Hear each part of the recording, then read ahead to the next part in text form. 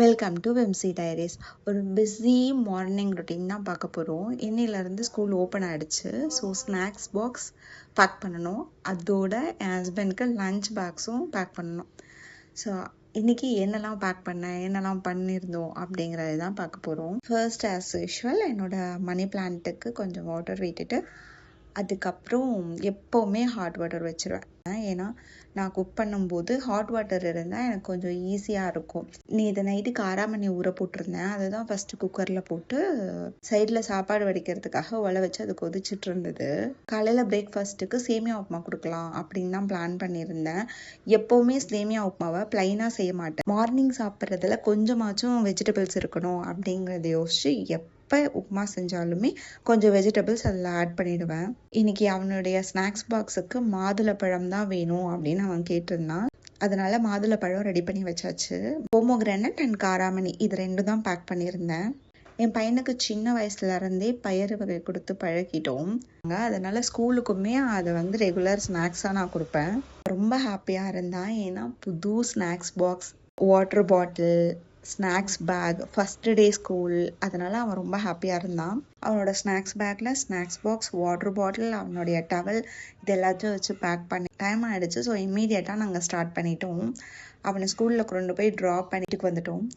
வீட்டுக்கு again ஆஃபீஸோடைய lunch box pack பண்ணணும். அதனால் அதுக்கான ப்ரிப்ரேஷன் தான் போயிட்டு இருந்துச்சு. ஆல்ரெடி நான் போகிறதுக்கு முன்னாடி சாப்பாடு வடித்து வச்சுட்டு போயிருந்தேன். உருளைக்கிழங்கு பண்ணிவிட்டு சேமியா உப்புமாவை ஒரு தடவை சூடு பண்ணி ஹாட் பாக்ஸில் போட்டு வச்சுட்டேன். ஏன்னா அவர் சாப்பிட 9:30 ஆகும். நான் கிச்சனில் மினிமலான பாத்திரம் தான் யூஸ் பண்ணணும் அப்படின்னு நினைப்பேன். அதனால் பாத்திரங்களை எப்போவுமே யூஸ் பண்ணுவேன். என்கிட்ட இந்த 2 கடாய் இருக்குது.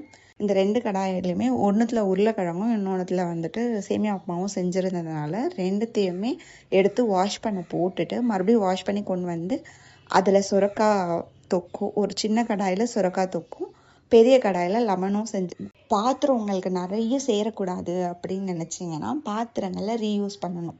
ஏன்னா நமக்கு வாஷ் பண்ண கஷ்டமாக இருக்கும். மொத்தமாக எல்லா பாத்திரத்தையும் போட்டுட்டு வாஷ் பண்ண கஷ்டமாக இருக்கும். அதனால் நான் பாத்திரத்தை ரீயூஸ் பண்ணுறதுக்காக வாஷ் பண்ணி யூஸ் பண்ணுவேன். அப்படியே செஞ்ச கையோடு வாஷ் பண்ணிவிட்டு திரும்ப யூஸ் பண்ணிப்பேன்.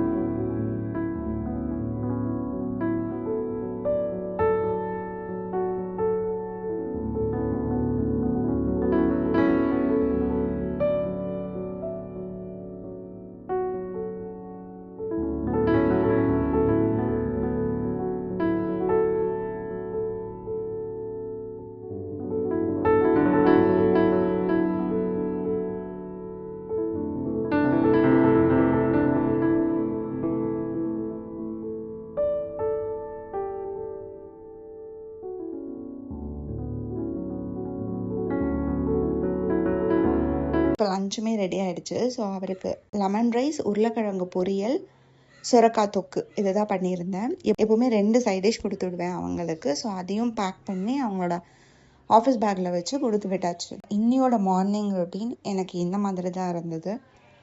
உங்களோட மார்னிங் ரொட்டீன் எப்படி இருக்கும் அப்படிங்கிறத எனக்கு சொல்லுங்கள். அண்ட் மறக்காமல் சப்ஸ்கிரைப் பண்ணுங்கள்.